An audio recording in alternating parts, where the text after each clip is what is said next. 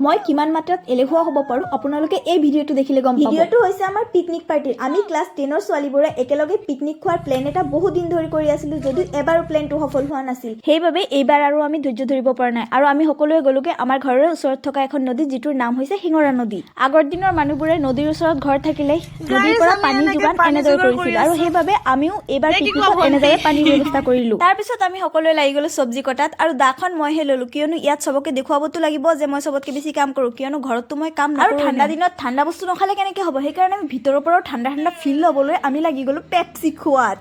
এইফালে আমাৰ ক্লাছৰ বিয়া হৈ যোৱা মানে বোৱাৰীবোৰক লগাই দিলোঁ ৰন্ধাত, কিয়নো ইহঁতে সদায় সদায় ৰান্ধি ৰান্ধি পুৰা এক্সপাৰ্ট হৈ গ'ল ৰন্ধাত। এনেও গ্ৰুপটোত দুজনী ছোৱালীয়ে বিয়া হ'বলৈ বাকী আছিলোঁ আৰু আমি দুটা যদি ৰান্ধিবলৈ যাওঁ তেন্তে ইহঁতে খাব পাৰিব নে নোৱাৰে তাৰ কোনো হিচাপ নাই। সেইকাৰণে আমি ৰন্ধাৰ পৰা দূৰতে থাকিলোঁ।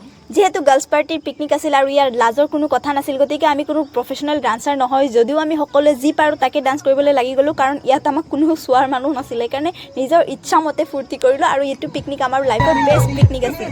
আৰু এইজনী হৈছে প্ৰিয়ংকা চোপ্ৰা, সেন, যিজনী হৈছে এই পিকনিকটোৰ ডান্স উইনাৰ, কিয়নো এই পিকনিকটোত আটাইতকৈ বেছি ডান্স চাগে তাই কৰিলে। তাৰ পাছত আমিও অলপ পগলাৰ নিচিনা ডান্স কৰি ল'লোঁ, কাৰণ গোটেই বছৰটো আকৌ ৱেইট কৰিব লাগিব এই দিনটো অহাৰ কাৰণে। আকৌ অহা বছৰতহে এনেকৈ ডান্স কৰিব পাৰিম।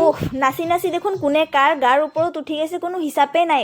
মেৰে দোস্তো থোড়া তো সম্ভালকে ডান্স কিয়া কৰো। পিকনিক স্পটৰ ভিউটো মই আপোনালোকক দেখুৱাই নাই, তো ইমান ল' বাজেটত গাঁৱত আৰু ইয়াতকৈ ভাল পিকনিক স্পট পাব নোৱাৰি দেই। গতিকে এইটোৱে হৈছে পিকনিক স্পটটোৰ ভিউটো। আৰু যিহেতু গাৰ্লছ পাৰ্টি লগ হৈছোঁ, ফটো নামাৰি থাকিব পাৰিম জানো, সেইকাৰণে লাষ্টত কেইটামান ফটোও মাৰি ল'লোঁ। আৰু লাষ্টত মই এতিয়া ক'বলৈ ওলাম যে সেই যে কৈ আছিলোঁ মই কিয় এলেহুৱা, সেইটোৰ মেইন কাৰণটো হৈছে যে এই পিকনিকটো আমাৰ এই বছৰ নহয়, লাষ্ট মানে 2024ৰ। গতিকে লাষ্টত আমি সখীবোৰে আকৌ কেতিয়া নে কেতিয়া লগ পাম বুলি ভাবি এটা জোৰে হাক কৰি পিকনিক ইয়াতে শেষ কৰিলোঁ। গতিকে আজিৰ ভ্লগত ইমানেই, লগ পাম নেক্সট ভ্লগত। Bye bye.